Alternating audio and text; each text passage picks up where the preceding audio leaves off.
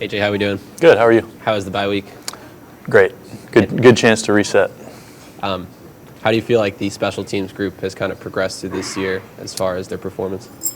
Yeah. I think there's a standard that we want to play to, and we certainly weren't doing that. But I think there's kind of been a culmination of several things and guys coming together and realizing the severity of what we're doing, because special teams will win and lose games, as you can see. So I think we've had some more buy-in and guys realizing it's actually important, and it can change a game for the better. So we need to be on it.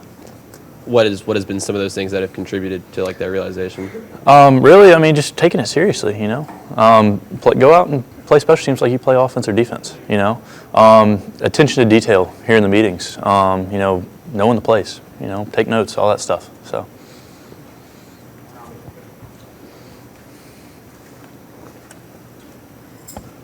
Who have you been hearing from back home this week?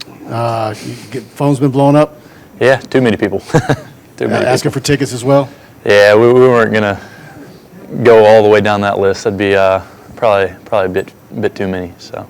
In a game like this, how important is kind of like flipping the field, especially with a really talented offense?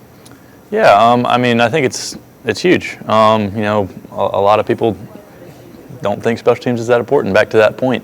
But when you look at a game like this where it can be neck and neck, 10 or 15-yard field change can be the difference. If we're punting the ball 10 or 15 yards farther than they are, in the long run, it adds up, and it's a first down or more that they have to get, whatever it may be.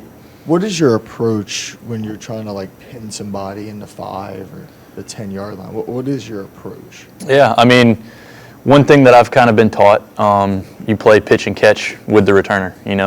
If you're on a plus 50 punt, they're probably going to be standing around the 10-yard line. So you kind of just have to recognize you can't do too much. If it ends up inside the 5, great. But if you put the ball down on the 12, that's a win. Fair catch, no return. So. You've known Coach Kelly for a while. How have you seen him kind of build his culture? Yeah. Coach Kelly has a process, and I think it speaks for itself, and it works. I think guys are starting to realize that. There's a lot of people want to do things their own way, and it doesn't work sometimes. And you go back to what the coaches are asking you to do, and it works. And I think it speaks for itself, and guys are realizing that. Do you feel like there's a confidence level right now that's just continuing to grow? Absolutely. Guys want to win. Everybody wants to win. That's why we're here, and we're at LSU. We want to be a championship football program. And that's if you want to do that, then you'll do what's necessary. My last question for you. Sorry for grilling you, but just what is Coach Kelly like on the practice field, and what has the special teams group been like since you guys have started to turn it around? Yeah.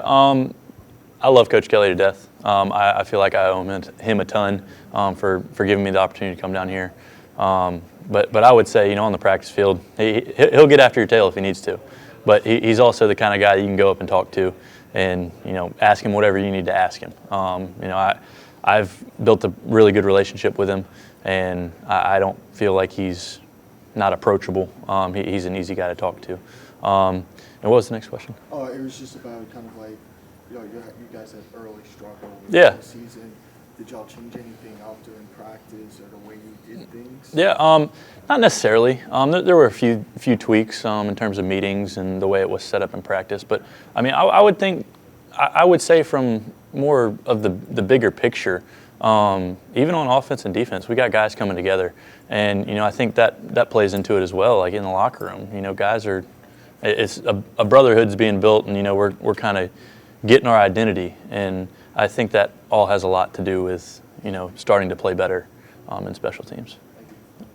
What kind of advice have you given to Ramos? You're obviously played a lot more college football than he has as freshman. So what have you kind of told him and helped him build up? He's really good. Technique, all the small stuff that nobody really knows. He's really good at all that stuff. He's really good at kicking field goals. He's got a strong leg. And the biggest thing you can do is have confidence. And no matter what, every time you walk out on the field, you got to know you're going to make the kick. Like as soon as you put a bad thought in your mind, it not a good shot, you know. So just confidence. You got to choose confidence. How important was it to have coaches that you were familiar with, such as Coach Bowling and Kelly, and during this transition to a new school? Big time. I mean, you think about it going to the transfer portal. You have to start over essentially if you don't have this fall into your hands. You know, so say I went somewhere else, I'd be starting over completely and having to build new relationships and, you know, learn new people and how they work and, you know, how they operate. You know, so it's been huge. And throughout Kelly's process of establishing a culture here at LSU, were you able to kind of help him since you're in the locker room and the player and, you know, you have your finger on the pulse? So I'd like to think so. I think a lot of guys kind of knowing that I was at Notre Dame with him, I got a lot of questions on how he operates and what his expectations are and what that process looks like from that perspective. So, yeah. Thanks, Jay. Cool. Appreciate it.